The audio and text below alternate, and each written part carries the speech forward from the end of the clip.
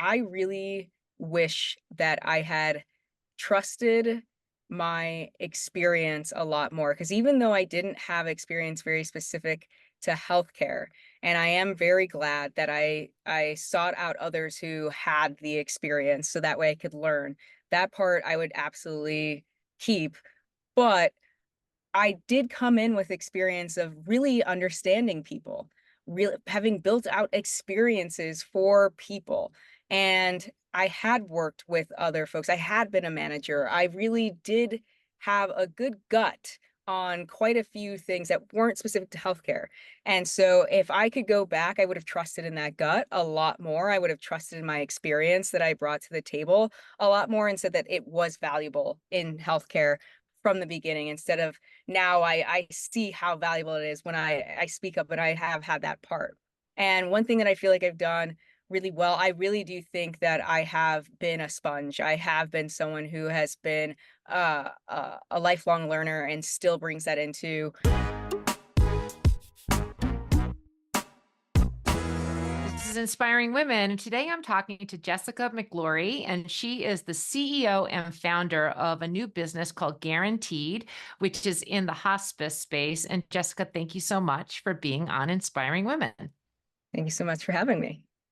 All right, well, let's dive into it. And, this is an early stage company in the hospice space. And so I want to talk about, what is happening in hospice.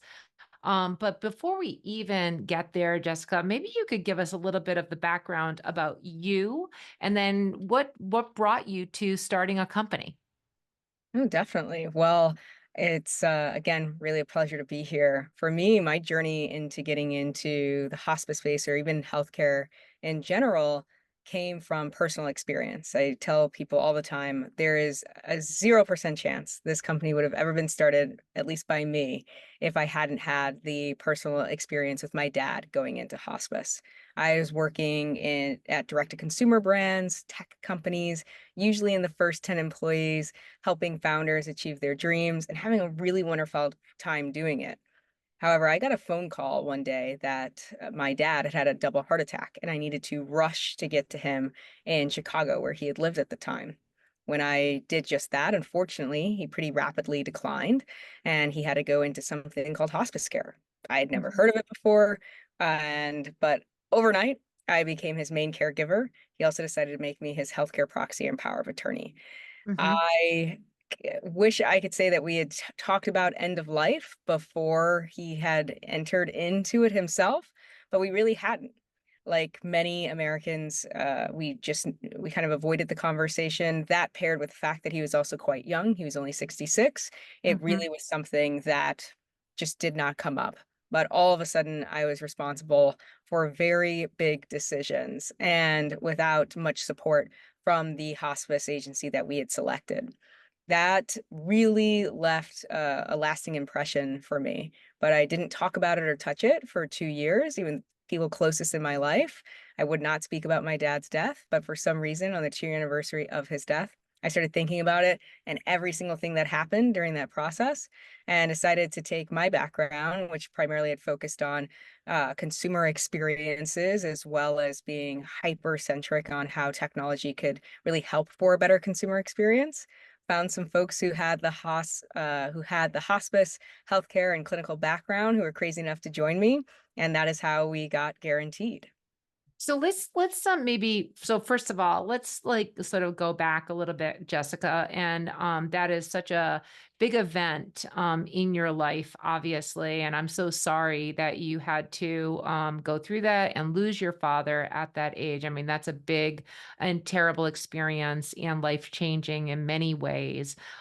When that happened and you're in those conversations, um, how, like, and if you don't mind, I mean, this is very personal, I know, but what was it like? Was it just overwhelming, confusing? Was your dad with capacity to support you in helping make those decisions, or did everything rest on your shoulders? If you don't mind sharing that.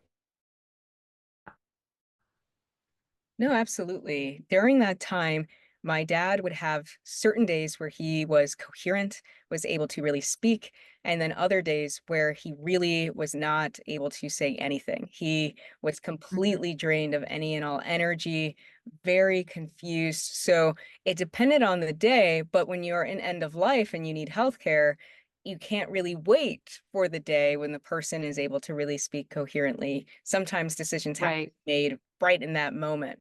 So a lot of those decisions ended up coming down to me. Now, I really wanted to make sure that my family was involved in the different process and different steps of the way as they would so see that they wanted to. My sister was also very actively involved throughout the process.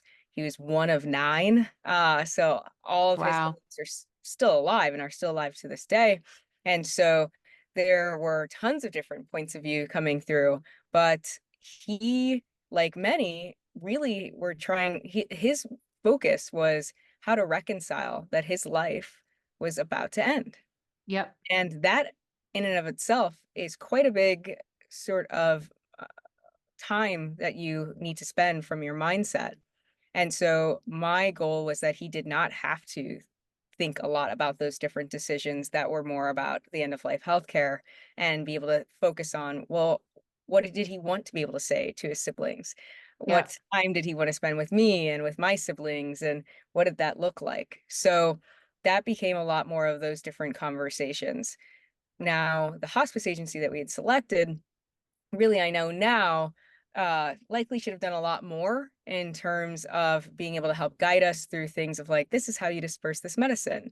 Yep. Because genuinely, I remember being shocked when they told me, oh, you're the person who gives him the morphine. I was like, Yep. I give him morphine. They're like, orally, yes. Yep. And those big sort of things that you would say, oh, of course a nurse does this, becomes your responsibility as the caregiver in hospice. It's the only way that hospice actually can work in an at-home setting. And Yep. so all of those different sorts of things that came through, I really wanted to make sure he could focus on the things that were most important and less on the things that are important but are not necessarily things he had to choose himself. Right, and it's such a big, I mean, just to, share with you, so I lost my father at what seemed like a young age as well, mid-70s, and the hospice experience, which was, came about. It wasn't like it was a slow sort of entry to, it was a sudden, this is now what we're presented with. I just recall that time as being very, very confusing, and the conversation that I remember so acutely is that first end of life conversation, which as a child, like I wasn't prepared to have that conversation. And I can tell you that my father, who was coherent at the time, he was not prepared for it either. So I am curious then, with Guaranteed, on the 2-year anniversary, as you had the moment in time to reflect on what could have been different, what is the vision for Guaranteed? Definitely. So I realized when looking back that I was completely ill-equipped of what to do, but Mhm. it was a moment and it had to happen. And Mhm. so I remember wishing that there was some way to navigate what could have happened.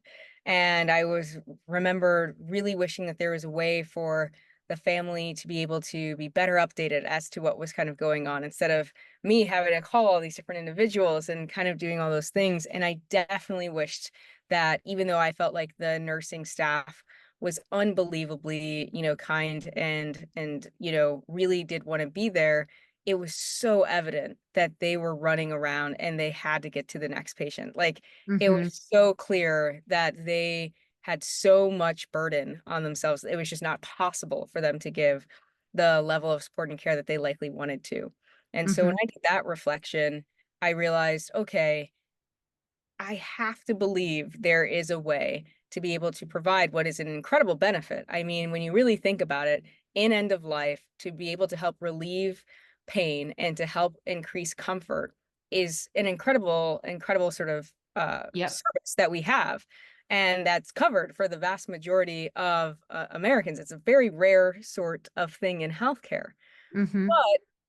But the reality is that it was built for hospice homes. When we originally created this benefit, people were supposed to go to a hospice home or a hospital, and they Yep. were supposed to be able to have this 24/7 coverage that existed with professionals. It wasn't built for how people would prefer, most people would prefer to die today, which is at home. That, Yes. but and yet it's shifted to a lot of it shifted to the home, but there wasn't any shift in what actually was being delivered. Yep. Um, and that we believe is a huge problem. So at Guaranteed, one of the things that we are focused on, or our big vision, is that we can actually be the first seamless end of life healthcare provider. So you can be able to go to a trusted person that can help navigate from the time there's serious illness all the way through bereavement, and have Mhm. and know what you're entitled to, have the support, understand what's going on from the specific diagnosis and comorbidities, really be able to have that not just for the patient, but for the ones who love them and the Mhm. staff that takes care of them. So we think that end of life healthcare is far, far too fragmented. So as you mentioned, the that it just kind of happened. All of a sudden, it's like there's things maybe that maybe the person was, you knew they were ill beforehand, or some don't even really know the person's that ill beforehand. It's a hyperacute event. Either way, all of a sudden hospice is sprung on. Like you're, Right. it's not something that you actually get to have the conversations with over time. So our focus is to be able to partner with those providers that are actually having folks that have serious illness, that we can help identify to be able to say, this person is likely to experience end of life healthcare within the next 1, 2, or 5 years. And Mhm. being able to start to have conversations earlier. So that way it is the decision that is made by that patient and the family of when they would like to go into hospice care, Yep. instead of something that's just, you kind of have to do it. And Uh, it's just so complicated. I mean, I just can relate to this so personally.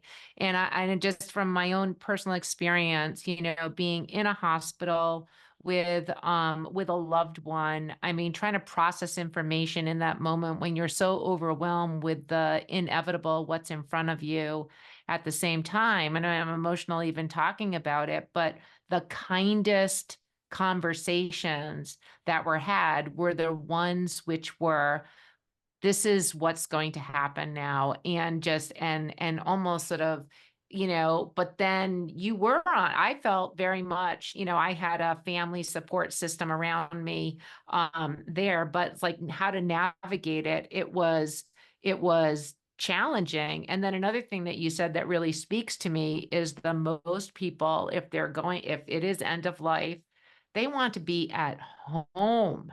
They want to be at home. I mean, that is the kindest, most dignified sort of like, the kindness that you can do for someone. But talking about it, well in advance of in the moment, nobody does that, right? I mean, nobody's having those conversations.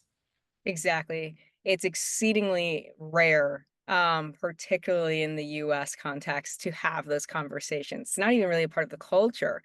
That Right, but that leads to having to make some of the most difficult decisions when you want that time to instead to be able to focus on family and your loved ones and really spend right. quality time with them. But instead, you're trying to figure out, okay, do you want this DNR? Would you like there to be all of these things that could happen ahead of time? So for us, um, it's really powerful that the majority of us will actually die in a way that we could benefit from hospice care.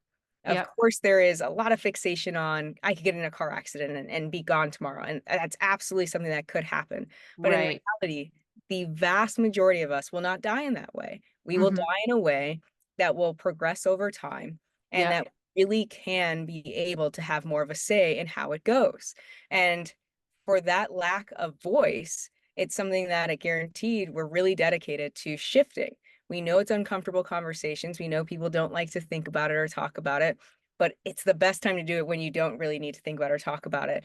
When you do, or when you have figured out that you have that serious illness, but there is still curative treatment that you're going to go after. And we are ecstatic when people go after that curative treatment yep. and are And we're helping just navigate in support of just being able to say, well, here are certain things that you're entitled to, like palliative care, Yep. which is the parent over hospice, where you can Yep. have pain management and comfort care while still seeking curative treatment. And the studies have shown you typically will actually even have a better chance with your curative treatment because you're not in so much pain, your body's not fighting all that pain and also trying to be able to go through the curative treatment. You're Right. simply focused on the curative part. So we want to be able to guide through that, be able to get folks, though, when they are towards that end of life, be able to choose hospice care, choose it confidently, make sure that it's a decision that has all of the major stakeholders involved, and then still have a person there as an advocate when you're in hospice, Right. knows and has been with you throughout that serious illness to be able to say, hey, like this is actually maybe the hospice care doesn't know that this is your favorite hobby. This is something that you prefer to do. Yep. Can advocate and make sure that that's told to them so that they can be able to provide the best care, which many hospices really seek to be able to do. Sure. But haven't had a platform or had the sort of data available to be able to know at all different points in time what to do for that patient population. So we Jessica, who are your customers? Who for guaranteed and what you're pulling together, which sounds quite frankly exceptional and kind and not to be crass, but the money part of healthcare where there's so much cost at those very late stages, like I can completely appreciate why that is. People want to explore every possible option to avoid the inevitable. And that's done out of confusion and not understanding and all of those things. But how do you take guaranteed in what you're trying to do? How do you bring it to market? Are you partnering with health plans or provider groups or hospitals? Where do you start? So the way that we started was actually being the provider of the hospice care ourselves. We felt Hmm. it was really important to be able to say, we have actually tested out this model, we have tested out our technology, and it has led to the results that every party is looking to be able to have. And Yep. so by becoming a provider ourselves of a tech-enabled hospice service, that our main focus is getting people out of the hospital and into the home to be able to have hospice care using our tech. We partnered with a few health plans, but particularly our main partner is Scan Health Plan, with being able to, as they were participating in this VBIT demonstration for Yep. hospice. And so we partnered with them and we're able to use our technology with our hospice to be able to look at the data to be able to say, okay, these different patient populations are more likely to be going to the hospital.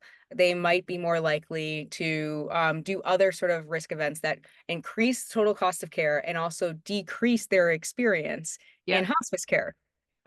So we want to increase their experience to make it a better one and also make sure that the different costs that come through that don't need to, because they don't need to go to the hospital, are Right. in check. So that's what we first started off with our testing in our full operating year of 2023. We're really Mhm. excited that we were able to achieve all the metrics that were outlined in the value-based arrangement that we were in. And we were the only hospice care provider in those arrangements to achieve all those metrics. Ah, congratulations. Thank you. Thank you. So that's when we realized, wow, we really have something here. Yeah. And we can be able to expand it out to be able to enable other hospice care providers to be able to provide on that service, as well as work with risk bearing entities that see their costs really balloon in the last 12 to 24 months of life because they're not able to properly navigate those folks into being able to understand what happens at end of life, really having that education, choosing hospice care when it's the right time for them to choose hospice care and making sure they get the full use of that benefit. That's so our customers are actually on the hospice provider side as Yeah. well as on the risk bearing side. We have a double end in which that we're doing for this next sort of evolution of our company. Well, Jessica, I also love that you're starting with scan health plans. So you're starting with some of the, just a population of people who don't have the best access to resources, and you're providing something exceptional. Jessica, let's come back to you. So, like, you didn't start out to be a CEO and entrepreneur, and yet you're all that and more. And so, how's it going? How do you sort of see yourself now? Is this something that you want to continue to be? Is this your professional journey? What are you thinking? So I know it's my professional journey with this company. I never was someone who said, let me find a problem and then so that way I can be an entrepreneur. I really deeply enjoyed helping other founders achieve their dreams. So I always loved seeing things that didn't exist before become something that could exist. But now, actually, it being my own company, it really was from this deep seated passion. And I don't think there's anything wrong with finding a problem and wanting to do the entrepreneur route. It just so happened that for me, I don't know that I could do it every single day if that were the case. Right. Find myself still waking up and still feeling so passionate about this company is because the way that it started really is so deeply personal to me. And so I do see myself continuing growing this company, really being able to fulfill our mission, which is that everyone has equitable and incredible end of life healthcare. That's a big, lofty goal when Yes. considering that every person is going to die. No matter how much we want to avoid it, maybe some of us will be 120 because I know longevity has become even bigger in the health tech space, but it's still going to happen. And when that does happen, you want to have the ability to really connect with your family. So I continue to be unbelievably dedicated. I'll say that before I didn't see myself as really a healthcare person in terms of being able to have any of the knowledge and the know-how. Now I really do feel unbelievably more connected to healthcare and the health tech community, and realizing that, I guess I am a You're health all that now. You're CEO. Yeah, all that now. exactly. Just as we close out on this inspiring women conversation, sort of, as you've been building Guaranteed, I just love, as a young entrepreneur, as an exceptional CEO, maybe you could reflect on one thing that you've learned that maybe you wish you had done differently, and then just, close on one thing that you're kind of proud of that you did a lot better than you ever thought you were capable of. Definitely. I would say that I really wish that I had trusted my experience a lot more, because even though I didn't have experience very specific to healthcare, and I am very glad that I sought out others who had the experience so that way I could learn.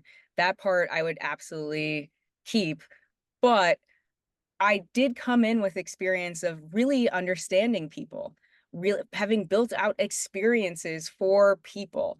And I had worked with other folks. I had been a manager. I really did have a good gut on quite a few things that weren't specific to healthcare.